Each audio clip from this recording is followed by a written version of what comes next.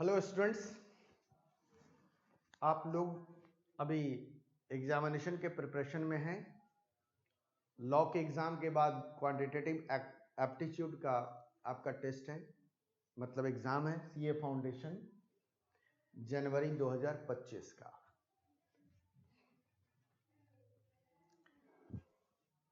मैं यहाँ पे आप लोगों को बहुत ज़्यादा समय लेने वाला नहीं हूँ, क्योंकि अभी बहुत क्रूशियल टाइम है और क्रूशियल टाइम में आपके साथ मैं कुछ चीज़ें आपको शेयर कर रहा हूँ ताकि आपको ये ध्यान रहे कि प्रिपरेशन करते वक्त हमें क्या क्या ध्यान रखना है, क्योंकि समय की कमी होगी। फैक्ट्स है, समय की कमी होगी और समय की कमी कहाँ कहाँ रहेगा मैं वो भी डिस्कस कर देता हूँ। और यह वीडियो आप लोगों के लिए बहुत यूजफुल होगा और ख़ास करके बहुत सारे नॉन मैथ्स स्टूडेंट्स होते हैं, उनके लिए बहुत ज़्यादा दिक्कतें शुरू हो जाती हैं। वहां पे मैं डिस्कस करूंगा कैसे आप लोग 1.5 दिन में यानी 1.5 डेज, आपके पास ज्यादा दिन नहीं बचा हुआ क्योंकि आप एग्जाम दोगे लॉ का, लॉ के बाद आपके पास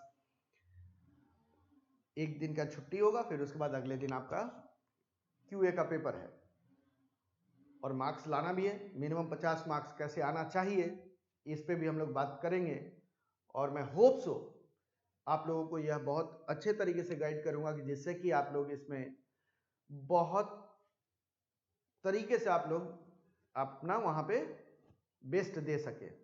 सबसे पहली बात है कि यह पेपर एमसीक्यू का है और निगेटिव मार्किंग भी है, तो बहुत थोड़ा ध्यान तो रखना ही पड़ेगा आपको। और यहाँ पे बच्चों को गलतियां कहाँ कहाँ होती है और किस किस पॉइंट पे गलत कर देते हैं वो भी मैं बता देता हूँ, क्योंकि जब आप एग्जाम देने जाओगे ओएमआर शीट भरते हो तो बड़े ध्यान से भरना पड़ेगा कि अगर एक क्वेश्चन भी ऊपर नीचे ओएमआर शीट का हुआ तो आपका सारा का सारा गलत होना शुरू हो जाता है। बहुत सारा ऐसे भी स्टूडेंट्स को भी हो जाता है और बेचारे निराश हो जाते हैं, पास होने वाले स्टूडेंट्स भी ऐसे हो जाते हैं। तो ये सब चीज़ों की बड़ी सावधानी के साथ में आप लोगों को करना है और होप सो आप लोग करेंगे भी। और इतना है कि आप कॉन्फिडेंट होकर एग्जाम देने जाएं, स्ट्रेस लेकर ना जाएं। सिंपल सी बात है, आप स्ट्रेस लेकर कभी नहीं जाएं। आपको बिल्कुल जाना है कैसे, आपको जाना है कैसे जाना है, बिल्कुल स्ट्रेस फ्री होकर। क्वेश्चन पेपर जब मिलता है तो थोड़ा सा दिमाग नर्वस होता है कि पहला क्वेश्चन क्या है, दूसरा क्वेश्चन क्या है। हाँ कोई बात नहीं, पहला क्वेश्चन नहीं आया, मान लिया मैंने पहला क्वेश्चन नहीं आया तो दूसरा क्वेश्चन देखिए, दूसरा भी नहीं आया, तीसरा देखिए, आप करते जाइए। आपको जहां से पहले जितना क्वेश्चन आपको आता है वो सारे कर लीजिए।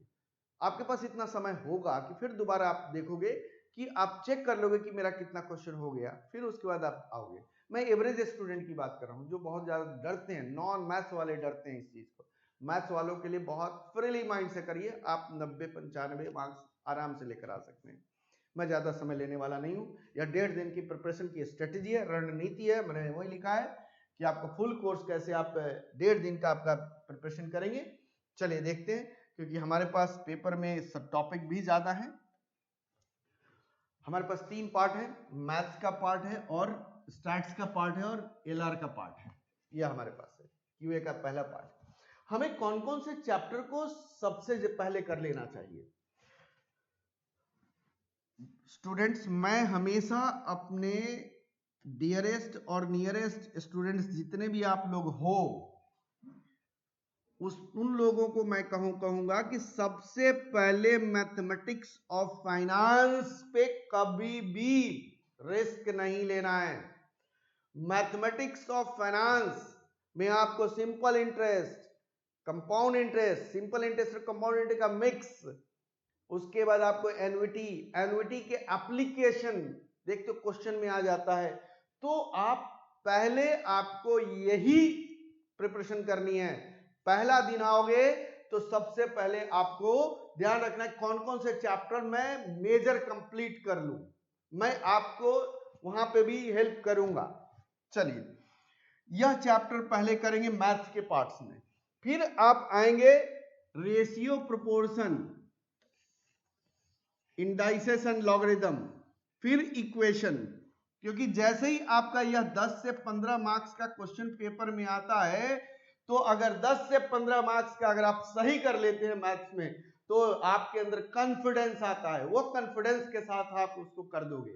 तो आपका यहाँ पे मैथमेटिक्स और फाइनेंस पहले आपको पूरे स्ट्रॉन्ग करने हैं, यानी कि तैयारी कर लेना है। दूसरा हमारे पास रेशियो, प्रोपोर्शन, इंडाइसेस, लॉगरिथम, बहुत आसान चैप्टर है, थोड़ा सा आपको लॉगरिथम में होता है, नॉन मैथ्स वाले थोड़ा सा डरते हैं, डरना नहीं है, प्रॉपर्टीज दिमाग में रखना है। फिर इक्वेशन, इक्वेशन में ऑलवेज बहुत सारे ऐसे होते हैं इक्वेशन फॉर्म नहीं करना, वहां पे इक्वेशन सॉल्व करने के लिए क्वेश्चंस भी होंगे। तो आप पहले mathematics of finance, ratio, proportion, फिर एपीजीपी, बेटा एपीजीपी भी करना है, एपीजीपी, यह पहले 4 टॉपिक आप इस तरीके से कंप्लीट कर लो, फिर उसके बाद आना है पहला चॉइस इसका, दूसरा चॉइस इसका, तीसरा चॉइस, चौथा चॉइस, उसके बाद पांचवा। इतना कंप्लीट करने के बाद आप कहां मूव करो, आप स्टैट्स में मूव करो। स्टैट्स भी आपको मार्क्स दिलाएगा। इस स्टैट्स में पहला हमारे पास इंट्रोडक्शन थ्योरी का क्वेश्चन है, आप पूरा एक लाइन एक बार रीड आउट मारो और उसका एमसीक्यू क्वेश्चन जो बुक में दिया हुआ है सेट ए में आप उसको करके चले जाना, देखना बड़े आसानी से हो जाएगा। बात आती है measurement of central tendency, dispersion, correlation, इन दोनों टॉपिक को जब स्टार्ट करोगे आप, measurement of central tendency, measurement of central tendency, dispersion और कोरिलेशन एंड रिग्रेशन सब एक साथ कर लेना, क्योंकि सेंट्रल टेंडेंसी और डिस्पर्सन का यूज कोरिलेशन में भी आता है और रिग्रेशन में भी आता है। ऐसा मत करना कि हम कोरिलेशन बाद में करेंगे, नहीं, एक बार इस करते चले जाओगे, आसानी से होता चला जाएगा। अब इन तीनों यूनिट से, यानी 1 2 3, इस तीनों से आपको पता है कितने मार्क्स का क्वेश्चन आएगा? अगर ये स्टैट्स 40 मार्क्स का है, 40 मार्क्स का है कि नहीं, मैथ्स 40 मार्क्स का। अब अगर ये 3 यूनिट्स अगर आप धड़ाधड़ कर देना है, आपको आपके पास ये टाइम ज्यादा नहीं है, तो आप इसको पहले करोगे। इसको करने में आप कितना घंटे दोगे? ये आपको 1 से 1.5 घंटा में कंप्लीट करोगे, इसमें कम से कम 2 से 3 घंटा पे कंप्लीट कर देना है। 1.5 दिन का ही समय है, मतलब समझ लो करो या मरो की स्थिति में आ जाए, पास हो जाए, बस इतना ध्यान रखना है। इसमें से यानी कि इन 3 टॉपिक में से आपको कम से कम 20 मार्क्स का पेपर में आएगा। 20 मार्क्स तो कम थोड़े, 20 मार्क्स देखिए, 10 मार्क्स और 20 मार्क्स, 30 मार्क्स तो इतने में ही हो गया, इस एक टॉपिक और इस एक टॉपिक में कितना हो गया? 30 हो गया ना। पास होंगे 100%, हो सकता है 20 से 22 भी दे सकता है। अब देखिए, अब आते हैं हम लोग कहां पे, उसके बाद आप तैयार कर लीजिएगा इंडेक्स नंबर। इसको करने के बाद इंडेक्स नंबर में 4-5 मार्क्स का यहां भी क्वेश्चन हो गया, मतलब 24 से 25 मार्क्स तक का हमने अपना सेफ किया। पहले सेफ इतना कर लिया, ठीक है। और यहां से हमने यह सेफ कर लिया कितना? Ratio, proportion, equation, mathematics of finance और एपीजीपी। तो 10 से 15 मार्क्स का क्वेश्चन यहां हो गया, 3 से 4 मार्क्स का क्वेश्चन यहां होगा। रेशियो, प्रोपोर्शन, लॉगरिथमिक, इंडेक्सेस से 4 मार्क्स का क्वेश्चन है, मतलब वहां भी हमारे पास 4 मार्क्स सेफ है। उसके बाद देखिए 4 और यहां से इक्वेशन और इनइक्वालिटीज में 2 से 3 मार्क्स का क्वेश्चन आता है, तो 3 मान के चलते हैं, तो यहां पे कितना हो गया? 4 और 3 7, 7 4 11, 11 और 10 मैंने ले लिया, 21 मार्क्स। देखो कितना आसान हो जाता है, 21 मार्क्स। और यहां से अगर मैं 20 मार्क्स भी ग्रैब कर लूं तो मेरा 40 मार्क्स तो इन दोनों से पक्के हैं। इतना करने के बाद, इतना पहले आप कैसे हमने बताया, mathematics of finance, ratio, proportion, फिर उसके बाद इक्वेशन, फिर एपीजीपी। आप इसमें चॉइस भी ले सकते हो कि आप अपना सफलिंग कर सकते हो, लेकिन स्टैटिस्टिक्स में 1 2 3 4 और ये 5 नंबर, यानी 1 2 3 और 4, यानी कि introduction of statistics, central tendency and dispersion, correlation, regression और इंडेक्स नंबर, एक बार खत्म करो। आप एक बार खत्म करो इसको, आपको जल्दी हो जाएगा, यहां तक कंप्लीट हो जाएगा। उसके बाद आप कहां पे आओगे? फिर मैथ्स पे आओगे।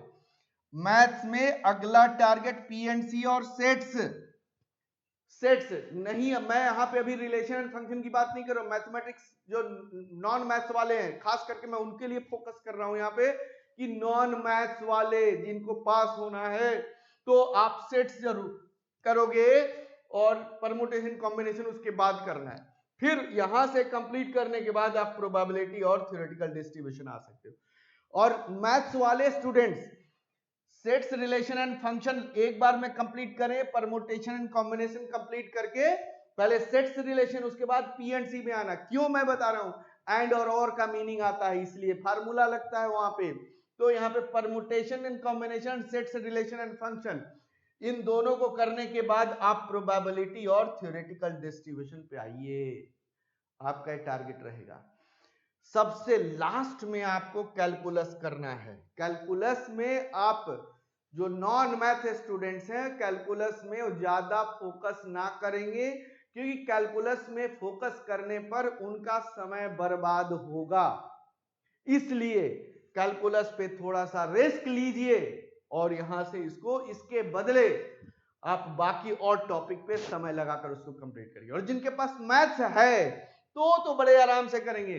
डिफरेंशिएशन नॉर्मल आता है, इंटीग्रेशन नॉर्मल आता है, कुछ पार्ट उसमें लगा दिया गया है इकोनॉमिक्स का, marginal cost, marginal revenue, total cost, total revenue, break even points, maximum profit कहां होगा, इसके बारे में यहाँ पे कैलकुलेट करना। तो ये आप इसको तैयार करोगे। तो मैंने बता दिया, पहले आप क्या करोगे, मैथमेटिक्स ऑफ फाइनेंस, फिर आ जाओ रेशियो, प्रोपोर्शन, इंडाइसेस, लॉगरिथम, फिर आ जाओ आप इक्वेशन और इनइक्वालिटीज, फिर आ जाओ आप एपीजीपी। इतना करने के बाद आप आ जाओगे इंट्रोडक्शन ऑफ स्टैटिस्टिक्स, उसके बाद आ जाओगे आप measurement of central tendency and dispersion, फिर कोरिलेशन, रिग्रेशन और फिर इंडेक्स नंबर। इतना कंप्लीट अगर एक बार में कर लिए तो समझ लो कि आपका आधा टेंशन खत्म, टेंशन खत्म हो जाएगा। फिर उसके बाद आप उठो, कुछ देर रेस्ट करो, फिर उसके बाद स्टार्ट कर दो सेट्स रिलेशन फंक्शन। जो मैथ्स स्टूडेंट्स हैं जो सेट्स के साथ रिलेशन फंक्शन भी अपना कंप्लीट करें, जो नॉन मैथ्स है रिलेशन फंक्शन में डरते हैं और लेकिन उनका हो जाता है तो उसको कर लेना। सेट्स करने के बाद सेट्स में जो फार्मूला बेस्ड होता है, फिर उसके बाद परमुटेशन कॉम्बिनेशन लगाओ। परमुटेशन एंड कॉम्बिनेशन बहुत टफ क्वेश्चन नहीं आता है, बहुत टफ क्वेश्चन नहीं आता है, थोड़ा सा दिमाग लगाओगे हो जाएगा। शॉर्टकट तरीका बताते हैं, उसके आधार पर कर लेना आप लोग। फिर उसके बाद प्रोबेबिलिटी पे आओगे, क्योंकि परमुटेशन कॉम्बिनेशन और सेट्स का कुछ पार्ट आपको प्रोबेबिलिटी में यूज होगा। इसलिए मैं कहता हूं कि जब रिवाइज करोगे तो इन दोनों को रिवाइज करो और फिर उसके बाद ही आ जाओ, तो समय तो बचत हो जाएगा, क्योंकि आपके दिमाग में ये दोनों चीजें आ चुकी है और फिर इसी के साथ ये रिलेट करेगा, तो उस केस में आप रिवाइज करोगे, फिर उसके बाद थ्योरेटिकल डिस्ट्रीब्यूशन आओगे। और उसके बाद आपके पास एलआर है, series, coding, decoding, odd man out, direction sensitive, sitting arrangement और ब्लड रिलेशन। इनका अपना रूल्स होते हैं, उसी के आधार पर आपको करना है। तो मैंने आपको बता दिया, आप इस तरीके से प्लान करिए और बड़े आराम से मार्क्स सिक्योर करते हैं। 20 मार्क्स का है, 20 में से आप मान लो 15 मार्क्स इसमें सिक्योर करते हो। यहां से आप, मैं गिरा कहता हूं कि 20 मार्क्स यहां से ले लिए तो कितना हो गया 35, और 20 मार्क्स यहां से ले लिए, कितने हो गए 55 मार्क्स हो गए। 55-60 बड़े आराम से ग्रैब कर सकते हो। बशर्ते क्या ध्यान रखना है, जो क्वेश्चन में थोड़ा सा भी आपको शक लगे तो उसको तत्काल छोड़ के मार्क करके अपने पेपर पे तत्काल छोड़ दो, बाकी बढ़ जाओ, बाद में समय मिलेगा आप उसको देख लेना। और स्टैटिस्टिक्स में बेटा ध्यान रखना है, थ्योरी जरूर करना है। Central tendency, dispersion, correlation, regression, इन सभी में सभी की प्रॉपर्टीज और उससे उस प्रॉपर्टी से रिलेटेड क्वेश्चन आप जरूर करके जाना। ऐसा नहीं कि आप लोग प्रॉपर्टीज को छोड़ देना, प्रॉपर्टीज करके जाना है और प्रॉपर्टीज बेस्ड क्वेश्चन कर लेने हैं, तभी आपका वहां पे पूरा का पूरा होगा। इंडेक्स नंबर में थ्योरी और साथ में उसकी प्रैक्टिकल वो भी कंप्लीट कर लेना है। बात आई समझ में, तब जाके कंप्लीट होगा आपको। और थ्योरेटिकल डिस्ट्रीब्यूशन में आप थ्योरी पढ़ के भी जाओ, नॉन मैथ्स वाले आपको वहां से 2-4 क्वेश्चंस तो खींच ही दोगे आप लोग, ऐसा नहीं है। तो आप तैयार, होप सो आपको समझ में आ गया होगा कैसे कैसे तैयार करना है। मैथ्स में से सबसे, मैथ्स अगर उठाते हो आप तो आपको पहले मैथमेटिक्स ऑफ फाइनेंस, फिर रेशियो, प्रोपोर्शन, फिर एपीजीपी, इक्वेशन, उसके बाद तुरंत स्टैट्स पे आना है। अब जो स्टैट्स उठाते हैं तो पहले स्टैट्स वाले पार्ट को कंप्लीट करेंगे। स्टैट्स पे आओगे, कौन कौन से आ जाओगे, introduction, measurement of central tendency, dispersion, correlation, regression and index number. इतना कंप्लीट करने के बाद दोबारा मैथ्स पे रिवर्ट मारना, तब आपको लगेगा कि मेरा कुछ चैप्टर हुआ। नहीं तो आपको बहुत डर लगना शुरू हो जाएगा। इधर से आपका जो लॉजिकल रीजनिंग है उसको आप थोड़ा सा रिवाइज करेंगे। ये है आपका पॉइंट्स पास करने का। और सबसे बड़ी बात है, आप लोग को मैं 16 और 17 16th और 17th इन दोनों दिन मैथ्स का मैराथन है, मतलब रिवीजन हम कराएंगे, रिवाइज कराएंगे। जिन लोगों को रिवाइज करना है और कुछ डाउट्स है तो आप लोग इस नंबर पर संपर्क कर सकते हो 9911 000 896। इस नंबर पे आप संपर्क करो, आपको डाउट्स वगैरह मैं क्लियर कर दूंगा।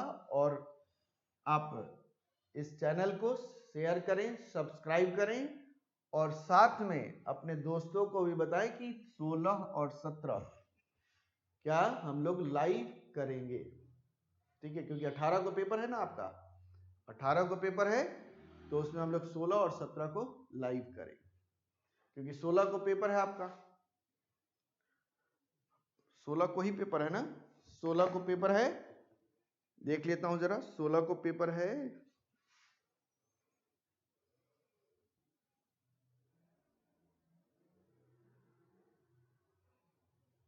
16 को लॉ का पेपर है आपको, उसके बाद 18 को, तो 16 इवनिंग आप बता रहे हैं, 16 को इवनिंग हम कितने बजे, 8 PM आप लोग आएंगे 5 बजे तक, 8 PM में लाइव करेंगे 16 को।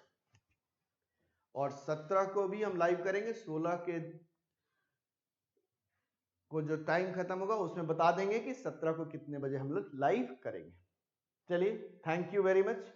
आपको यह अच्छा लगा होगा और कैसे आप इसको प्लान करते हैं, और जितना हेल्प हो सकता है मैं कर सकता हूं।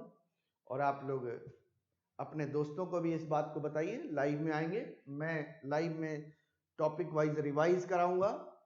ध्यान रखना, फार्मूले रिवाइज करा देंगे, प्रॉपर्टीज रिवाइज करा देंगे, आप लोग बड़े इत्मीनान से करते चले जाएंगे।